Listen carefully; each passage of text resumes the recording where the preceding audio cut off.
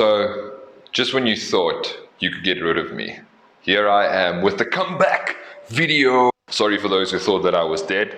I'm not. Taking a little bit of a personal break just to catch up with life and catch up with what's going on in the world right now. But without further ado, let's get into this video, shall we? Have you ever wondered if you could use your workstation or maybe even a server at work as a gaming PC with dual CPUs, lots of RAM? All you need to do is just slap in a graphics card and you have a dedicated and amazing gaming machine. Well, it's kind of what I did. It's super ugly, really shouting gaming machine right now, but we're gonna slap in a graphics card, we're gonna slap in some storage, SSD probably, and see what we can get gaming wise out of this.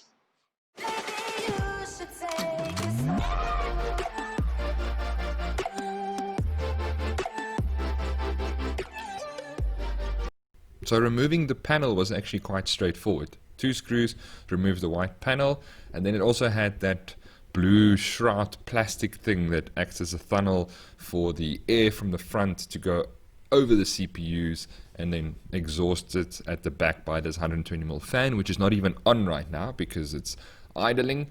And yeah, these two 80mm fans in the front are actually doing quite a good job.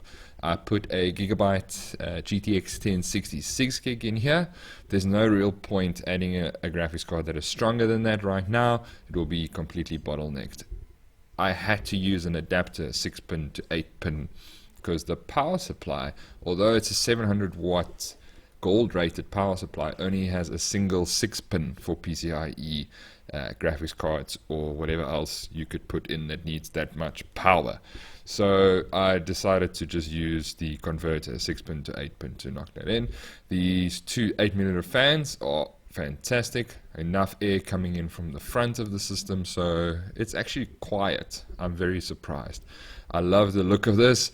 2 massive heat sinks.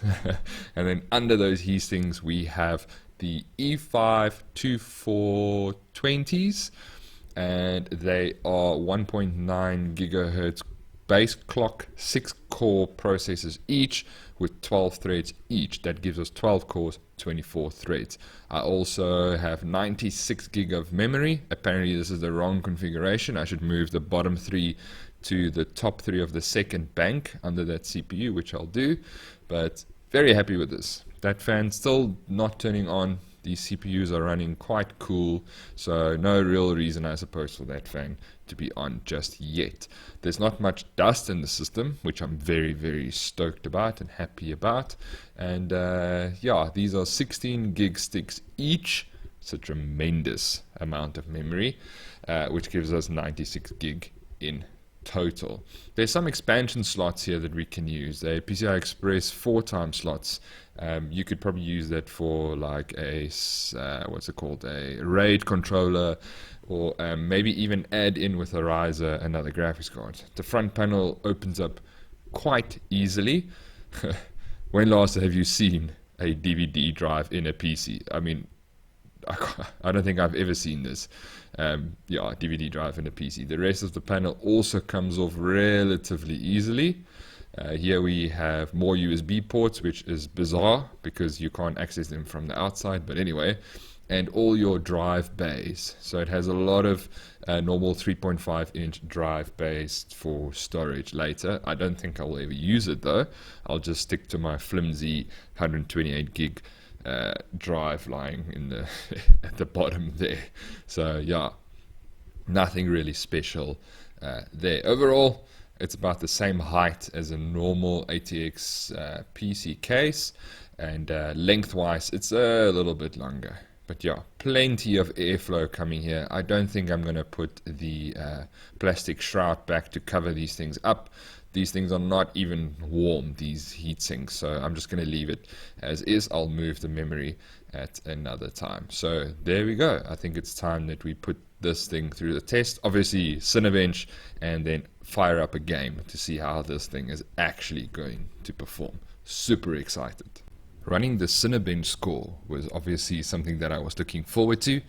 I don't think I've ever ran a 12 core with 24 threads on here. So it's absolutely fantastic to see this bad boy in action. And as you can see on the left, I ran it a couple of times to see if I can get any different results, but the result remained the same. It's about 1,032 points, which is not bad. It puts us, at least for multi-threaded applications, it puts us above the normal 3rd and 4th gen top end CPU. So that's pretty good to see the Xeon CPUs compete with them.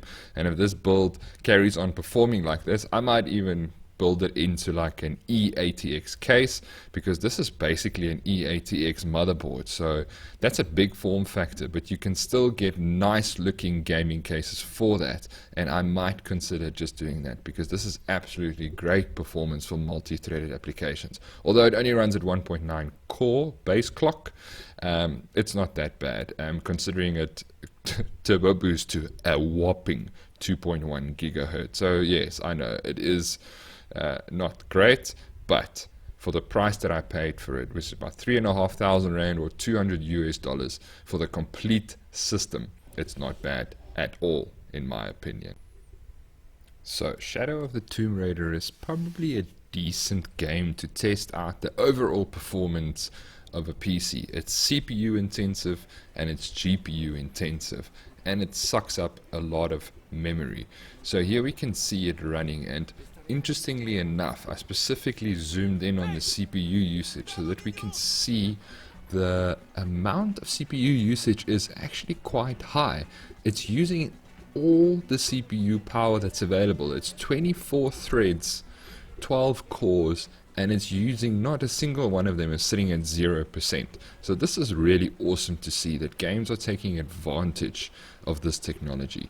Now, obviously, with the amount of airflow that's going through the PC at the moment, and these massive heat sinks on these CPUs running at a mere 2.1 gigahertz, the actual temperature of these CPUs is really, really low.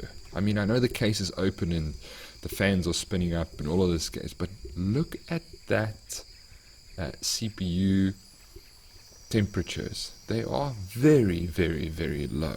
I also see that our GPU usage is very high, which makes a lot of sense if you think about it. So we've got almost full utilization of the CPU. It's in margin where it's not really a bottleneck, and correct me if I'm wrong in saying that, but it's not using the entire CPU pegged at 100%, which graphically we are probably seeing a problem with the graphics card not being able to keep up with pegging at 98% most of the time. So that's really convincing for me that CPUs in servers can still be used for a proper gaming experience. If you look at the frames, unfortunately it was cut off, but you can see it at the back there. It's like 60 frames a second. It drops to 40 in intense scenes. I'm pretty sure if we actually put a little bit of a stronger graphics card. Now I know this contradicts a little bit what I said previously about 1060 basically being the highest, but it makes me wonder if we put in something like a 1080 Ti or a 2060 or a 2070 Super, if we would see any benefit from that. I'm sure we would, especially in these graphic intense games. But super excited for this. I did not expect the CPU, first of all, to run so coolly. It's like 40 degrees. When last did you game at 40 degrees CPU temperature on air with no direct fans, just case fans blowing over it? It's absolutely amazing. And then having 24 threads at your disposal. Even though not fast individually, it seems to me that they work really well together. Now to answer the question that no one asked is, how does my gaming server compare to the new Xbox and PlayStation launchers? Well, okay, they've got 8 cores each, much higher clock, but I still think that my gaming server will give them a run for their money. So guys, where does this leave us? Here we have a fully capable server, workstation, and gaming machine. And the only thing I did was add in a graphics card, SSD hard drive, and off you go. So question is this something that you should do? After seeing the performance, I can't really say no. It's definitely an option. And weigh up, what will it cost to get a case, a power supply, RAM that's enough? You need to aim for at least 16 gig in nowadays. 8 gigs is barely enough for gaming. You would need a minimum of a 6 core CPU to see future gaming performing well enough.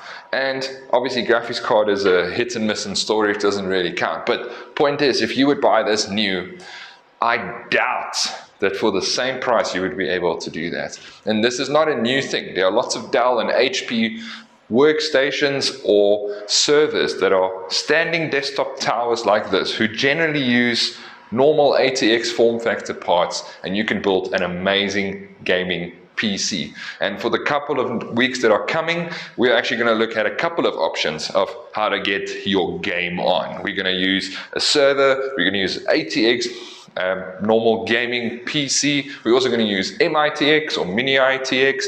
We're going to go all the way, and we're going to go smaller and smaller as the week progresses, to see out of everything from gaming on your little phone and gaming on a server, what actually gives you the best bang for buck and the best gaming experience. Now, obviously, this will depend a lot on you and your preferences, but I'm going to run through all of them because I cannot make up my mind and stick to a single system. So this is a good test for me to see if I can actually stick to a single system for more than a month. So please subscribe if you haven't already. Thank you for all the support, and I will see you in the next video.